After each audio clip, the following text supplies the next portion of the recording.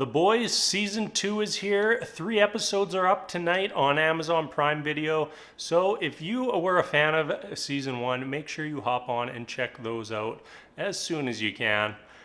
So we're kind of moving on from Season 1 here. We've got Huey, and he's kind of got himself in a bind. He's one of the most wanted criminals in the world, along with Frenchie, Mother's Milk, and the Butcher.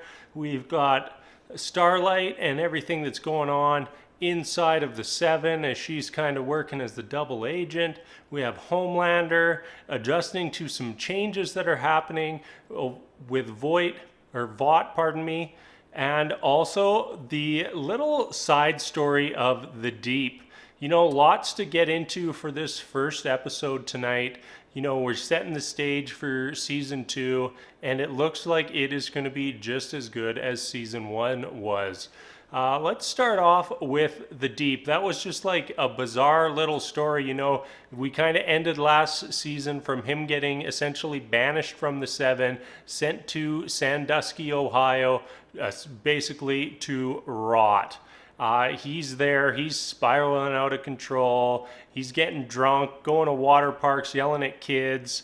And, you know, as much as there was so many things to just like hate about his character last season, you're slowly starting to turn the corner and trying to root for this guy to get out of this hole. And his sort of story for episode 1 ends where he gets offered a book that says Church of the Collective on it. So don't really know what that is, some sort of religious superhero organization, and very interested to find out what's going to go on with that as the season goes on. All right, let's hop over to the Seven. So we have Translucent, who died last season. There, everybody's paying respects for him, selling t-shirts for him, and Holden having his funeral, and the Seven is repairing their image and moving on. You know, we kind of ended last season with the Seven manipulating events around the world so that they would be allowed to participate in the military. Not totally sure what their end game is there. And now that we're kind of getting into season 2 here, it seems like there is a few different storylines going on in the Seven. You know, we have the new head of Vought that we didn't have last year, Stan, and he's kind of controlling things, trying to repair the company. He's trying to make sure that the secrets of Compound V don't get out there, and Homelander is really trying to take over and be the focal point of Vought and the Seven. And we kind of see them clash this episode near the end, and very interesting to see how that all plays out. You know, they're both kind of setting up to be bad guys, but two bad guys that are also kind of going after each other. So very interested to see what's going to happen there and what's going to transpire.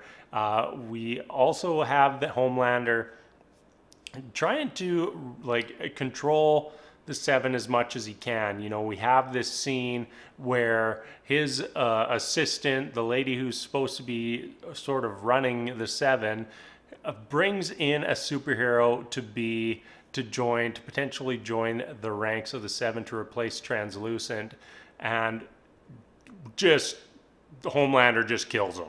Well, I actually don't know if he killed him.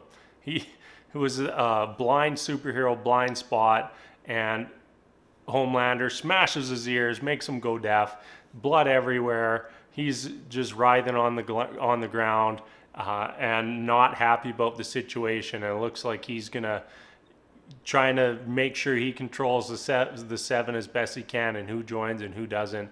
And then we get a few scenes later where we get introduced to new member of the Seven, Stormfront. Stormfront was appointed by Stan, and it looks like she's got a little bit of a different attitude when it comes to being a superhero and all of the BS that goes on behind the scenes at the Seven. You know, the first scene of her is exposing that they're doing a fake commercial with fake troops on a fake location to try to drum up support for Soups in the military.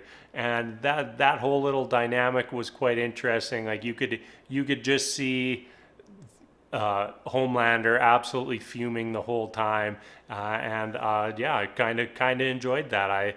Homelander's that character that we're all growing to hate more and more, and it's very very interesting to see everything that started up here this episode.